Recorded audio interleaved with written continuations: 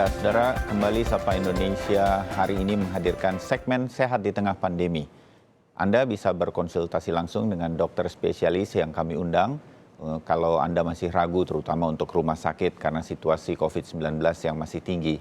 Pertanyaan-pertanyaan bisa Anda kirimkan juga melalui Instagram di @sapaindonesia_kompas.tv.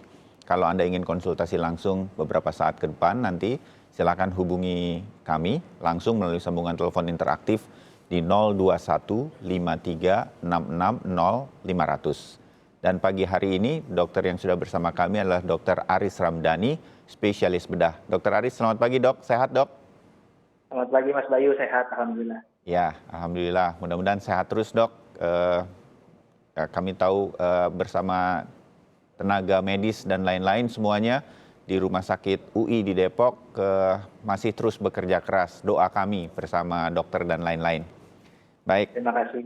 Ya, bagian pertama seperti biasa kami sudah memilih ada beberapa pertanyaan yang mungkin nanti bisa dijawab sesuai dengan spesialis dokter atau sepanjang yang kemudian dokter Aris bisa menjawabnya begitu. Ini yang pertama dari netizen di Instagram kami di Sapa Indonesia ada @rizkimus.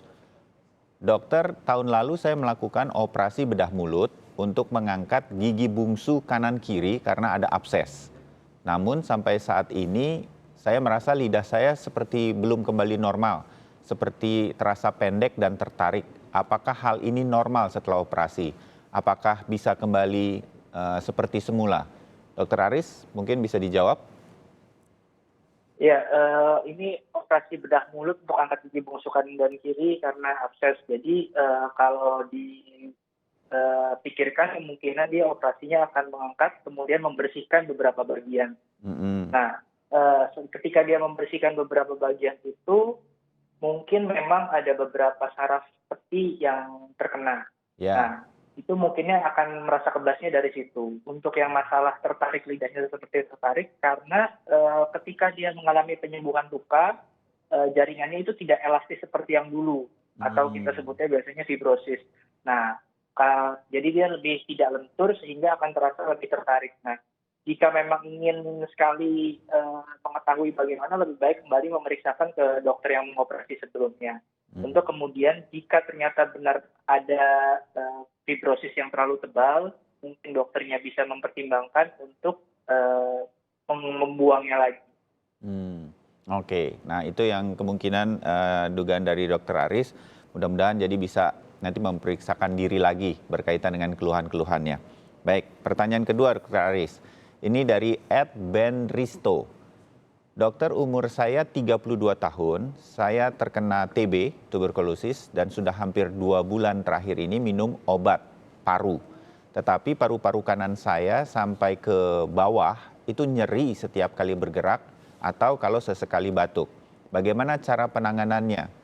Mungkin maksudnya agar bisa hilang nyeri-nyerinya, begitu dokter Aris?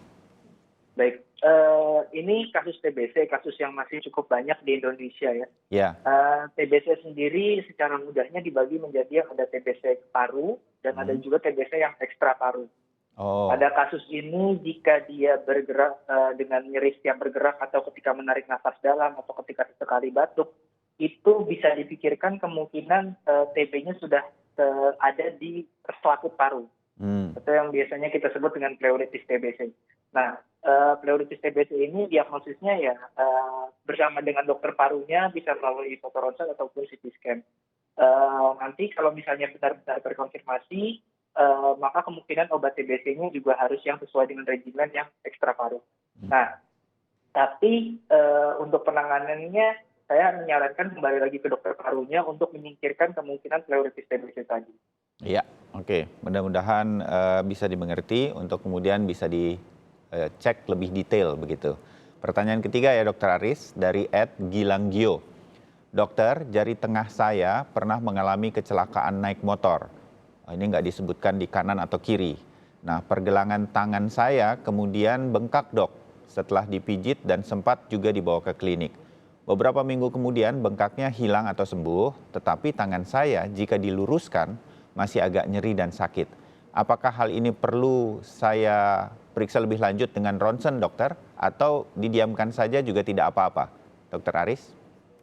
Ya, ini masalah klasik ya, di problem masalah klasik di Indonesia. Itu ketika orang mengalami trauma atau kecelakaan, baik dijepit pintu, jatuh dari motor, biasanya lebih akan mencari, kalau dia merasa ringan akan ke tukang urut ya, Dok? Betul. Kemudian ini tapi dia sendiri belum tahu kerusakan struktur di dalamnya. Nah, untuk pada kasus ini banyak kemungkinannya kalau kita akan bicarakan dulu mengenai masalah misalnya dia patah tulang. Kalau dia patah tulang, mungkin saja ada dua kemungkinan. Patah tulangnya benar-benar menyambung atau dia tidak menyambung. Atau menyambungnya tidak sempurna. Jadi ada yang union, malunion, atau non-union. Union kan bersatu. Bisa aja dia non-union. Nah, tapi kalau ini masalahnya pergelangan tangannya juga jadi bengkak, mungkin karena radangnya, lebih baik sebenarnya modalitasnya tetap dengan radiologi semua. Jadi kita bisa tahu semua untuk masalah tangan. Apalagi ini tangan yang fungsinya untuk manusia sangat penting ya. Apalagi kalau Mas bilang ini ternyata dia memakai tangan kanan untuk menulis, ternyata yang cedera tangan kanan. Nah, itu kan sangat mengganggu fungsi kehidupannya. Oleh sebab itu sih saya lebih baik menyarankan ke dokter bedah tulang atau ortopedi untuk diperiksa dulu. Jika memang memerlukan ronsen, nanti akan dibuatkan pengantar oleh dokter tersebut, atau jika memerlukan MRI untuk melihat kerusakan jaringan lunak, mungkin lebih baik itu juga akan dibuatkan pengantarnya. Tapi tergantung penilaian dokter ortopedi. Ya, oke. Mudah-mudahan bisa dimengerti untuk kemudian benar-benar hilang nanti sakitnya, sehingga tidak mengganggu. Baik, pertanyaan terakhir dari netizen di Instagram Sapa Indonesia datang dari @sitibila. Dokter, saya dinyatakan usus buntu. Namun dokter di rumah sakit memberi pilihan, apakah mau diupayakan terlebih dahulu lewat pengobatan untuk sembuh atau langsung operasi. Saya memilih pengobatan lebih dulu. Apakah kemudian ini berbahaya atau tidak, dokter, jika usus buntu tidak segera dioperasi? Dokter Aris? Ya, ini juga usus buntu adalah salah satu penyakit di perut yang cukup sering banyak datang ke rumah sakit, terutama ternyata di masa pandemi gini juga banyak, Mas Bayu, ya, usus buntu dengan COVID. Nah, jadi usus buntu sendiri, radang usus buntu itu kenapa bisa terjadi? Sebenarnya dia bisa terjadi, intinya yang buntu itu tersumbat, apapun yang menyebabkan kesumbatannya. Pada anak-anak biasanya disebabkan oleh pembesaran kelenjar getah bening sekitar usus buntunya, atau bisa juga ternyata sumbatan dari feses yang mengeras di dalam usus buntu. Nah, ketika usus buntu itu tersumbat, maka dia akan mengeluarkan cairan banyak ke dalam usus buntunya sehingga akan semakin bengkak. Nah, ketika bengkaknya itu bisa berkurang dengan obat-obatan, antibiotik, karena sumbatannya hanya sebagian, maka yang tadinya radang usus buntu akut akan bisa berubah menjadi radang usus buntu kronik. Kalau pada kasusnya Mbak Siti Bila ini. Jadi usus buntu yang akut itu, bayangkan sesuatu balon, kita tutup atau pipa, kita tutup di ujungnya, kemudian dia semakin membesar, lama-lama bisa pecah. Itu kemungkinan yang pertama dalam usus buntu. Atau yang kedua, bengkaknya berkurang, lama-lama dia akan menjadi usus buntu yang kronik atau menahun bahasanya. Nah, usus buntu kronik ini bisa kambuh lagi. Mungkin pasiennya akan mengeluhkan nyeri-nyeri yang sama berulang kali, dan usus buntunya akan semakin menjadi lebih keras. Jadi kalau memilih pengobatan terlebih dahulu, ketika dokternya sudah menjelaskan semua risikonya bahwa ini ada kemungkinan pasien yang bisa sakit lagi, kemudian tetap bisa ada kemungkinan ketika serangan yang kedua usus buntunya bisa pecah juga, maka tetap disarankan untuk kontrol dan dirasakan operasi kalau memang sudah siap. Baik. Oke. Jadi baiknya sih saya menyarankan dia ke dokter bedah. Ya, jadi risiko-risikonya tadi sudah dijelaskan oleh Dokter Aris. Ada kemungkinan-kemungkinan seperti apa di kedepan harinya. Ini kemudian bisa jadi pertimbangan dan didiskusikan lagi dengan dokter.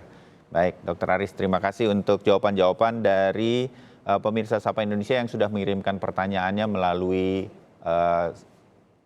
Instagram Sapa Indonesia. Sekarang kita akan bersiap untuk jeda dulu untuk menerima telepon interaktif. Dr. Aris tetap bersama kami sesaat lagi.